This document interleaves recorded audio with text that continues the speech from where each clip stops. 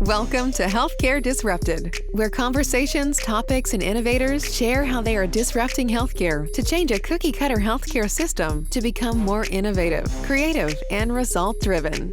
Now, here are your hosts, Rene, Lumene, and Jasmine, Vializ.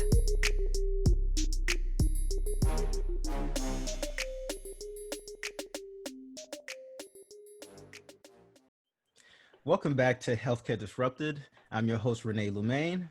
And I'm Jasmine, Vializ. Today is May 28th, 2020, and this is our 5th episode. We have a wonderful guest today. Most of you may not know her, but her name is Sherrell T. Martin. And Sherrell is a business owner who supports those who have their company, their business, and she helped them by achieving financial management success through the administration of outsourced cloud accounting and outsourced financial controller services. With over 22 years of experience in the accounting field, she has gained skills and knowledge in accounting, financial reporting, and taxes. Without any further ado, Sherrell, welcome to Healthcare Disrupted. Hi, I'm glad to be here. Thank you for having me. All right. This time I've got your name right. It's all good. It is wonderful. Well, Sherrell, for most of us, definitely would like to know a little bit more about your background in finance. So I'm very curious, and I'm sure everybody else will be. So if you don't mind, just share with me a little bit about how you got into finance and how you got to where you are today.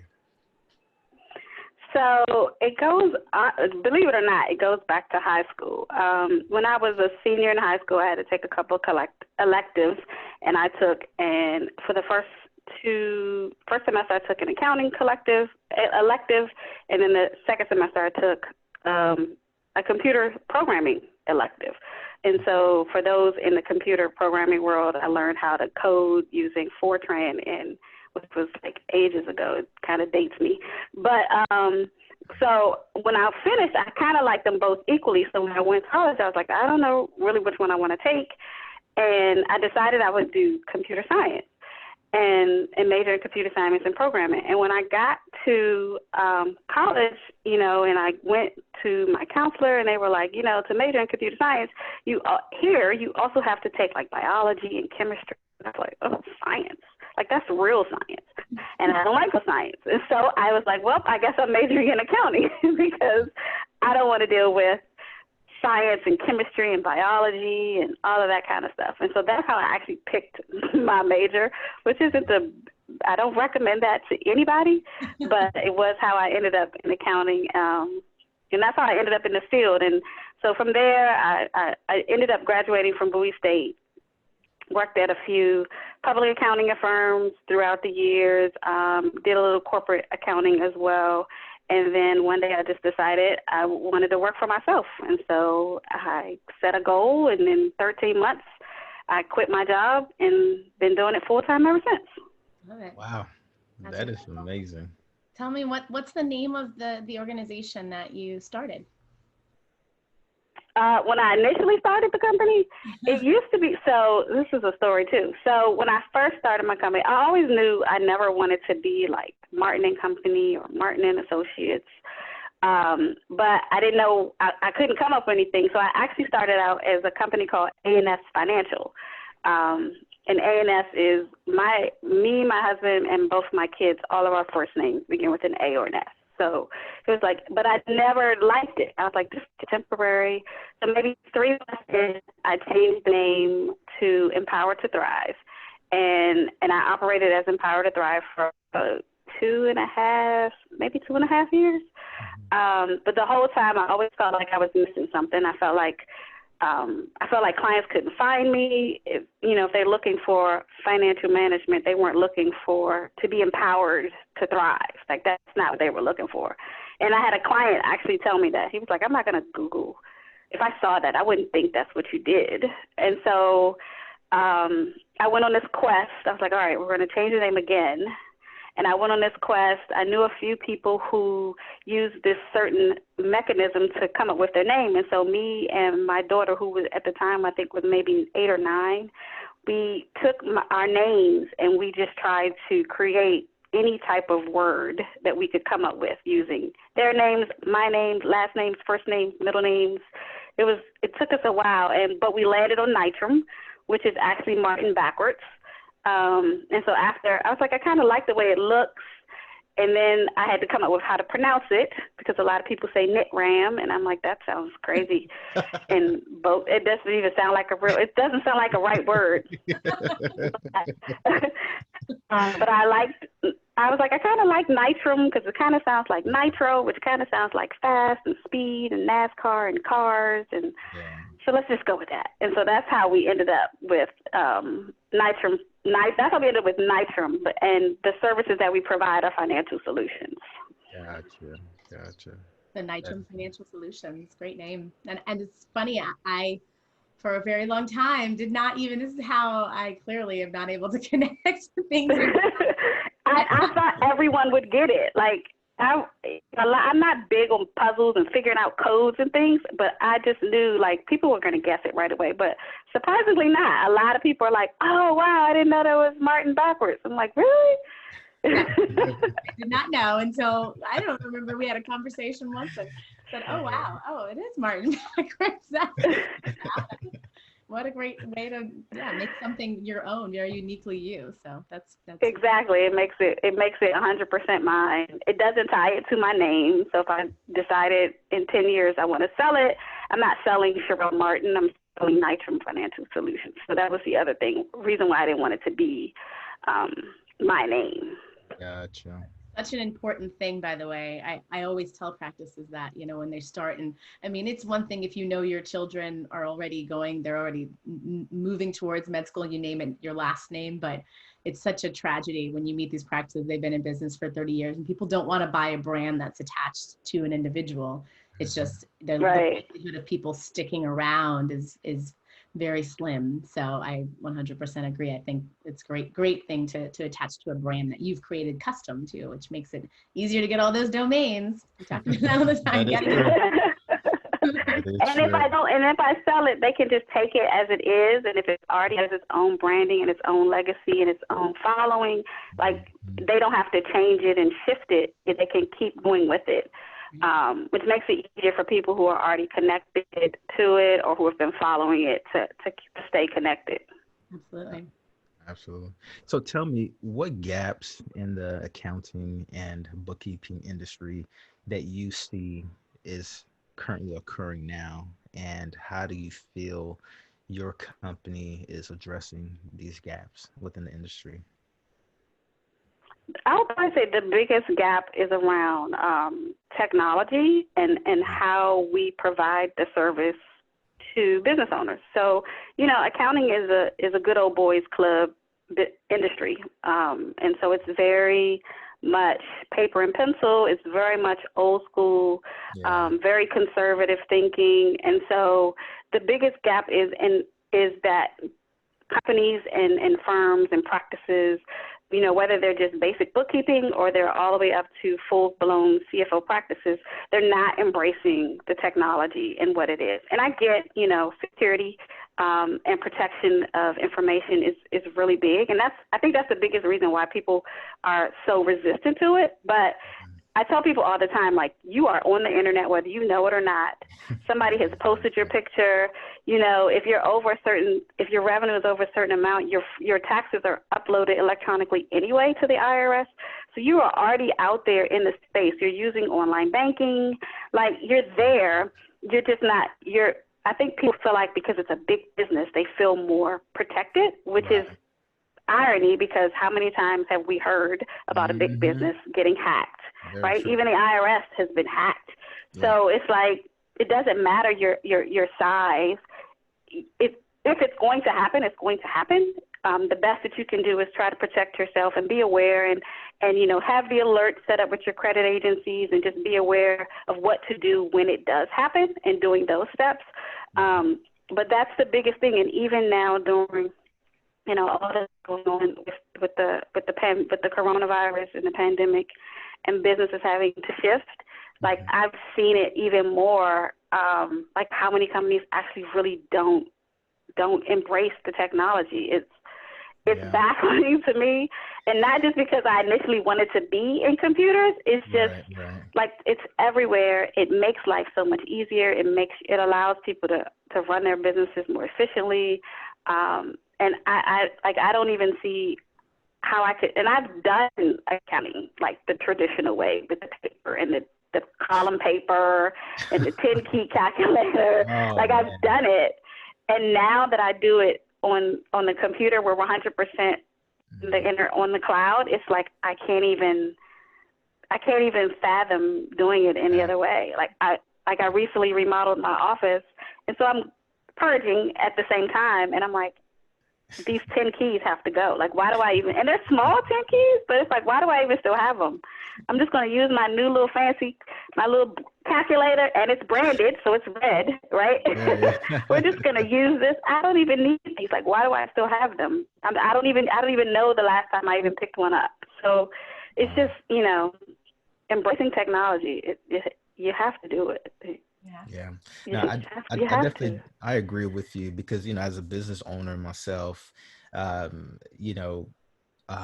like for me, I manage my own accounting, but however, I do use a platform to be able to do that, but I think at the end of the day, it's always nice to have that level of technology, but also to, I think, having that personal interaction to where you can still call somebody and say, hey, listen, I have a question about something, or sometimes even if it's about the tax thing too, so I think you're definitely spot on that for sure. Mm-hmm. So tell us a little bit who your ideal clients are when you think about what type of client you like to work with. So for us, our ideal client, we have some legacy clients that are in various industries. So we have experience working in all kinds of industries, but our ideal client is a client that's in the, I call health space. So they're not necessarily a medical practice per se, such as like an MD doctor, but they do provide healthcare services, typically in some sort of behavioral health aspect. We also have clients who provide medical billing services. So our ideal clients are in those spaces. They roughly range from $500,000 in annual revenues up to $10 million, so pretty wide gap. But those are the ones we serve. They're definitely more innovative. They're more into the technology. They know that they need somebody to manage it, and they're not looking to micromanage or to still be in the weeds, because we've had clients who are like, you do everything, and then the next day they're like, hey, I was in there and I did this, and it's like, why are you doing it? That's what you paid us for. So they're willing to hand it over, and because they trust and they believe in technology and they're innovative in their thinking, they trust the process that we will help them get things right and then manage it in a more efficient way. Let me ask you, kind of along with that, where you said you've had clients where, they would kind of be in the weeds, a little bit too much. I guess, is it more of a trust thing initially with them just wanting to double check, I guess, trust but verify what you guys were doing, or is it just them truly wanting to just be in the day-to-day, practice of the finances?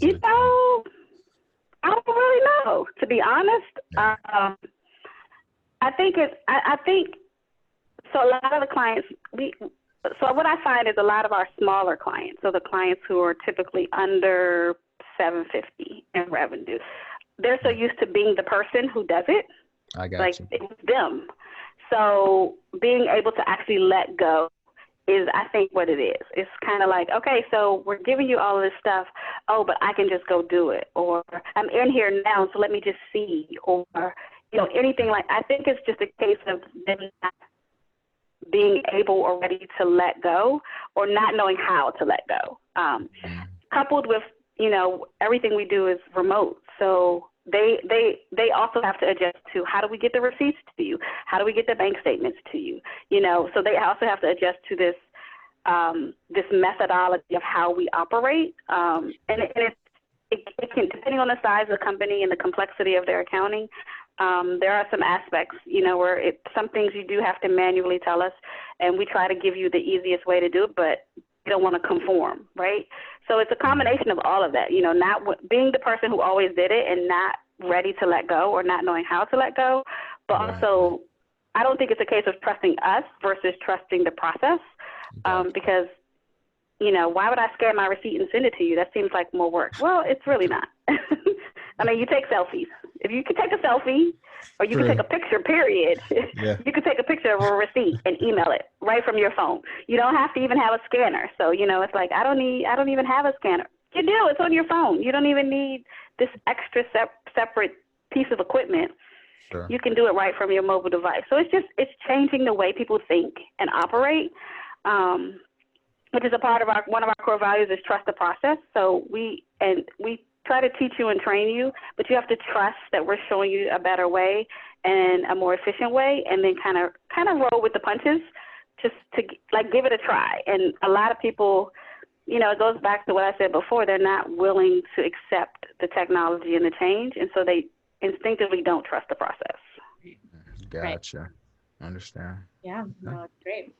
So let's shift gears a little bit and let's talk about healthcare. So this topic of resilience right now for businesses, this is a real and relevant topic, right? Trying to build strong bones so that things don't crumble in times like we're encountering right now. So last episode, we had discussed a study from Goldman Sachs that they did over 15,000 businesses, and they said that over 51% of those businesses would not be able to operate, did not think they would be able to operate or stay in business beyond 1 month, or even up to that about 1 month range without any revenue coming in, which is a scary thought, right? Yeah. In healthcare practices, we spoke about this in our last episodes as well, that healthcare practices are not omitted from this. Any healthcare organization, they're all feeling the pain as well. The numbers had dropped, what was that, something like 70% or so as far as volumes go in practices, so all across the country. And a huge part of the reason is people weren't going. If it wasn't an urgent matter, they were not going. So they're reducing their schedules and seeing volumes drop. So why do you think that these practices or healthcare organizations are failing so rapidly when it comes to the basics of this revenue? What do you think is the cause of something like that? It's definitely 100% cash management. And it's not a case, you know, it's a few things rolled up into the cash management, right? So one, they may not have had a budget or a plan in place to help them manage to this change. They may not have had any type of savings accounts set up. You know, businesses tend to not have, you know, we tend to think of savings accounts for personal purposes, but not for business purposes.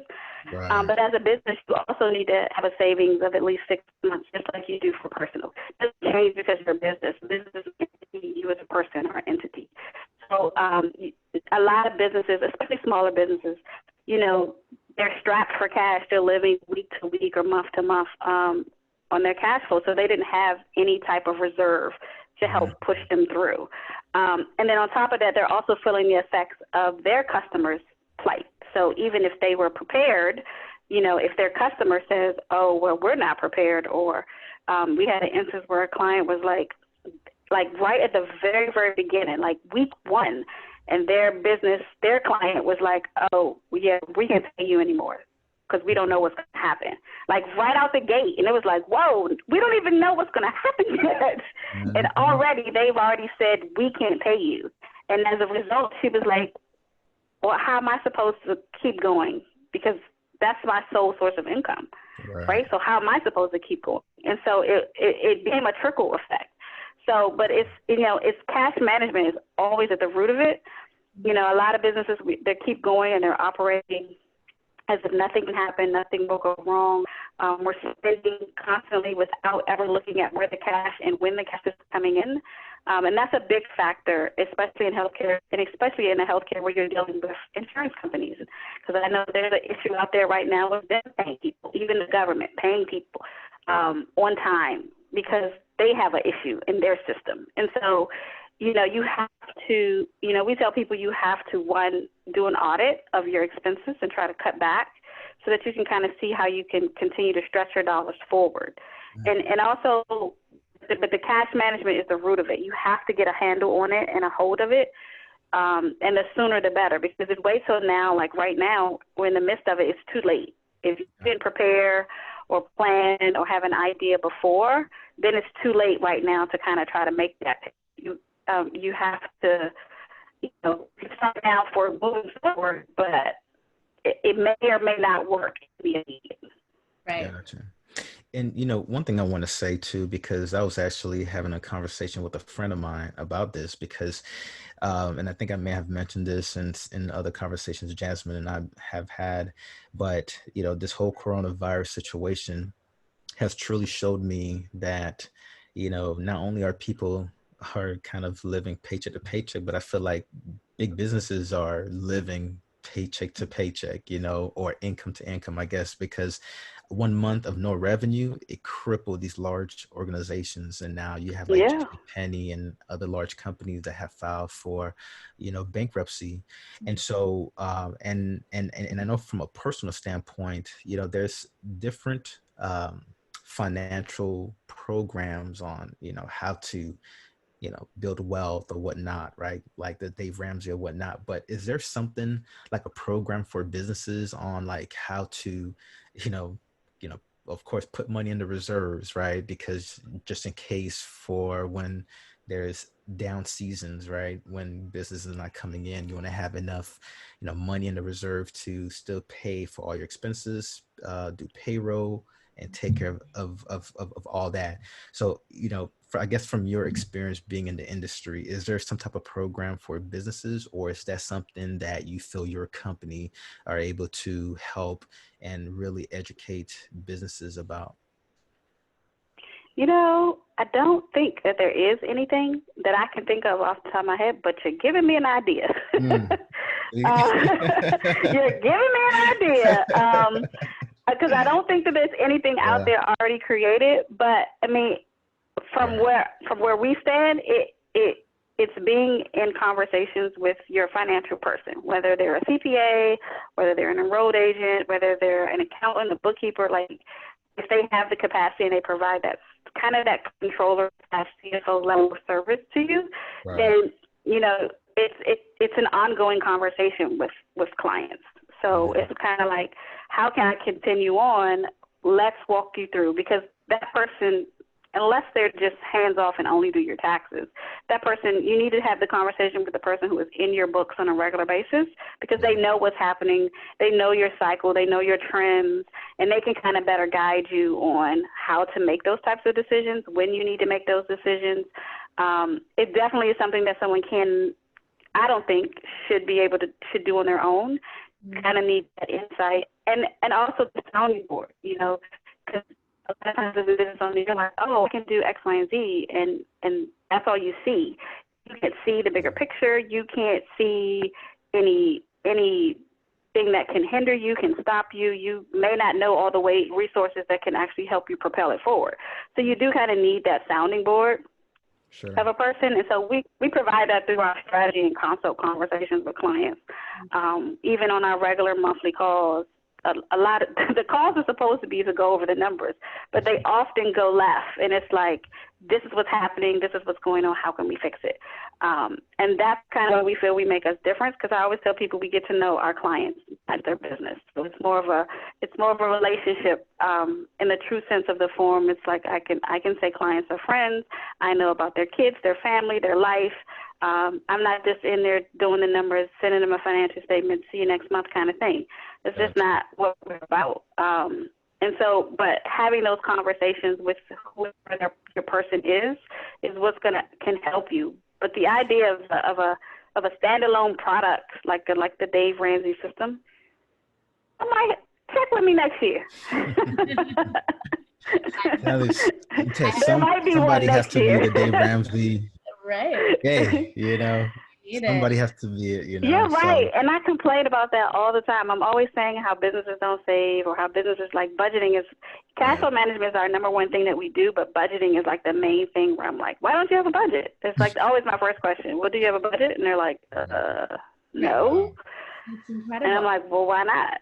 Yeah, and it really goes to show that companies operate they operate today expecting the income that they're going to get tomorrow. And I think as a company, when you keep operating this way, I think you'll find yourself in the situation that a lot of big companies are in today, right? So it's like, have money in the reserves, knowing that you're operating because you have the money tucked away and you can operate, but don't depend on money that you don't have coming in just yet. Yeah, or the debt. Like a lot of larger companies, they have the debt and it's kind of like recurring debt. So, like a line of credit. I don't really have the cash flow right now to pay payroll, so I pull it from my line of credit. I pay my payroll, and then I get my money, and then I pay my line of credit back.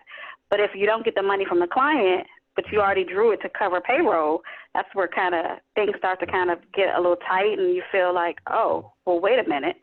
And that's part of it. It's relying on debt to keep the business going versus building the cash reserve. Right. And sometimes you get so caught up in the day-to-day. I get it. I do. But you do have to take that time to set aside and figure out, okay, so how can we build this reserve so that we can still have cash when we need it, so that when the taxes come due, we're not like, oh, my gosh, I don't know where it's coming from. Yep. And, it's being able to set aside money for all of those things. Very true. You mentioned earlier about how many months or weeks do you recommend that people have on their cash reserves available to them for business? I would say, depending on the size of the company and what their expenses are, minimally 3 months at least. But the goal should always be at least 6 months. And the biggest thing to factor in there is if you have payroll. Like if you have payroll, you definitely should have at least 6 months, because payroll will eat into your cash faster than you can blink your eyes. It's just it's a major part of why a lot of companies are having issues. It's because they have people and they have to provide for these people. And if the money isn't coming in, they're like, okay, well, I can't pay these credit card bills, or I can't pay these other expenses. I have to pay my people. Right. And so, if your payroll, especially if you have a large payroll, my goal is always 6 months, but 3 months is kind of like gives me a little bit of ease.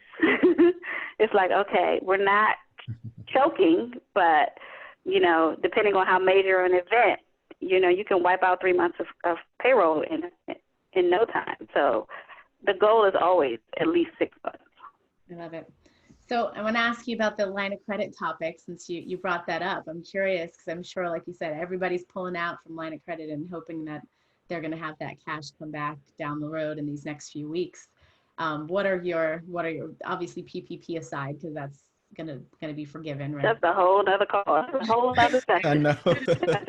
Borrowed from someone else. But just for the line of credit topic, like, what do you recommend? Do you recommend people have that as a fallback at all? Is it an issue if your business has an emergency fund, or should you have both? If you can have both, ideally, you should have both. And a lot of times banks won't even issue a line of credit if you don't have something in reserve, because they want to ensure that they can get paid back.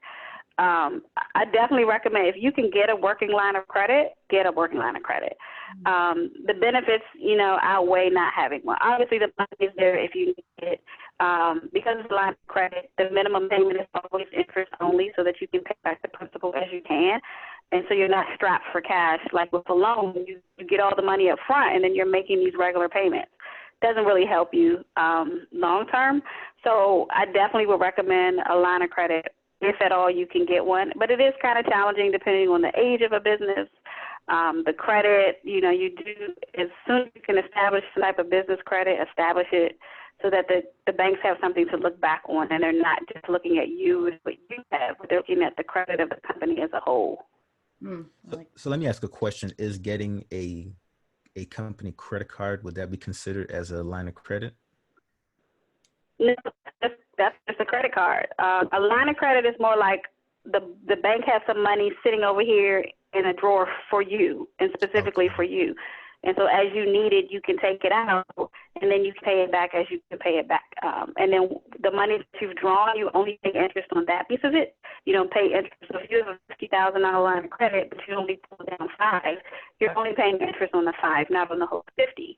And if it takes you 2 months to pay back the $5,000, then great, fine. You're not strapped trying to figure out how you're going to make a regular payment, including principal and interest. You know, you're just paying the interest in the time being. A credit card is just a credit card. It's just like a personal credit card. It's just tied more to the business than it is to you personally. Okay, gotcha. Understand. Thank you for clarifying that. Sure. Awesome. Wonderful. Well, so let me ask you this, you know, and I know we kind of talked about a little bit about the coronavirus and companies that really were hit hard, especially, you know, healthcare systems. And of course, you know, the government came out with the whole, is it PPP, Jasmine?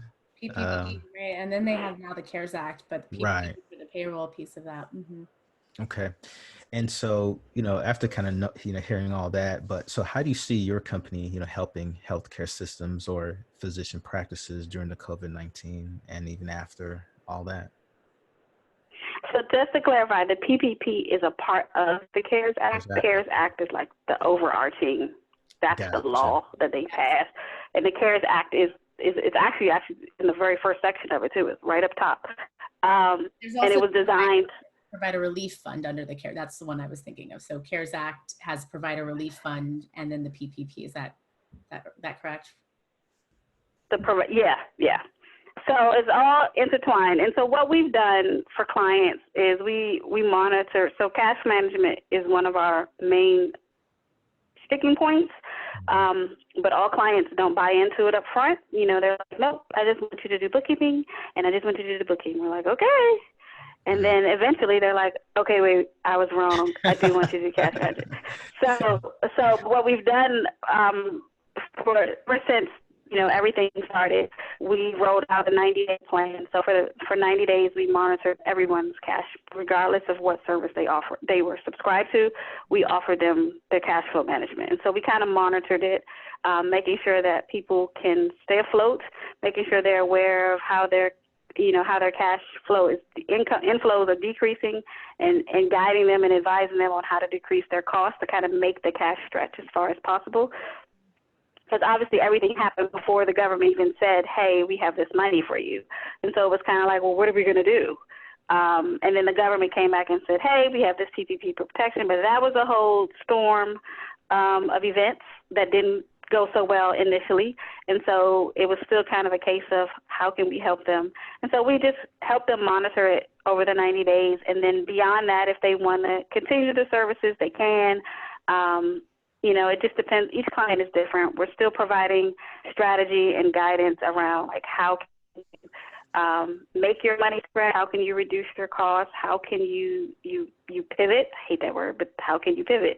And so we're telling people like if for those who have hit really, really bad, like you have to figure out what the client's new need is, because now that their business, your customer's business has changed, they might have a new need that you can support and that you can serve. So you have to figure out what that is so that you don't lose them as a client completely, but you're able to serve them not only just because of what's happening, but on a longer term scale. And that seems to have been the biggest thing for people is like, oh, you know, we don't have to do just this one service. We can offer this now. And, you know, a lot of healthcare has had to switch from in-person services to telehealth services.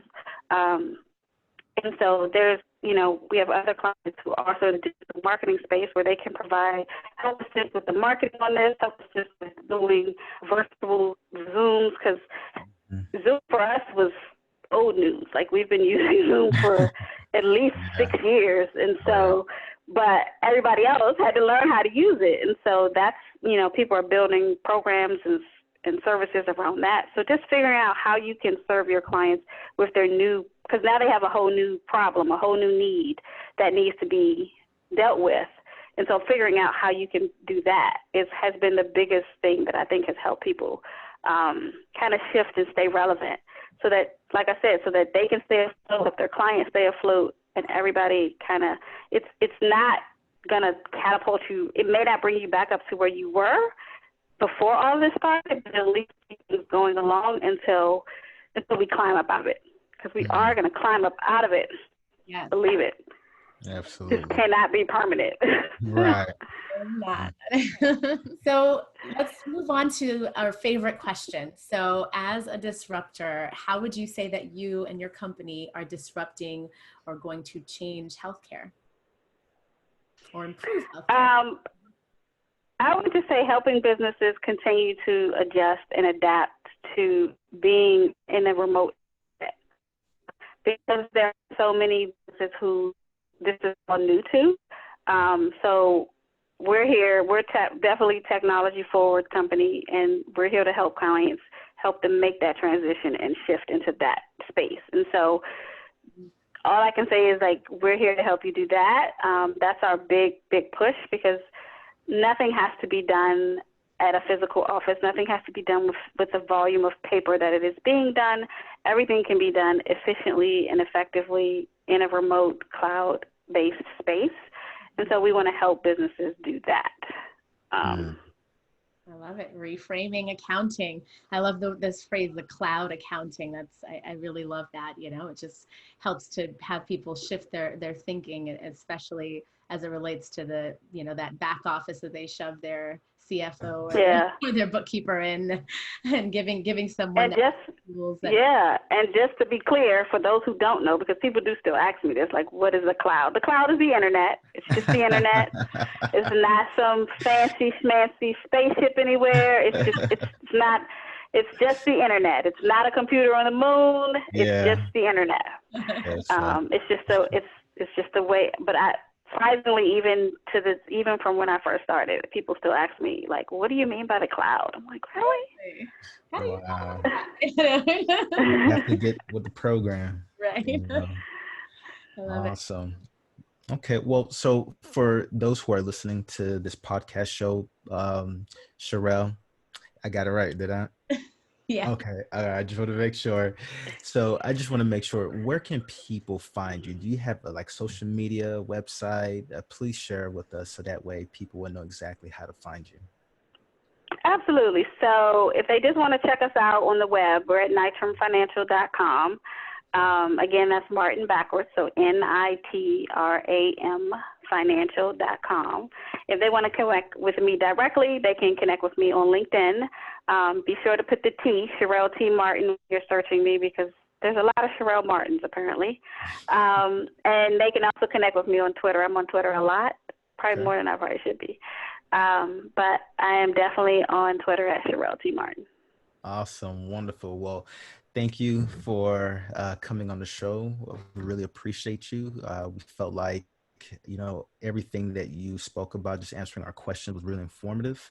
And so for our listeners, thank you for tuning in to Healthcare Disrupted, and we'll see you on the next episode. Peace. Thank you for listening. Be sure to check back for new episodes of Healthcare Disrupted. Find out more at www.healthcaredisrupted.org. Until next time.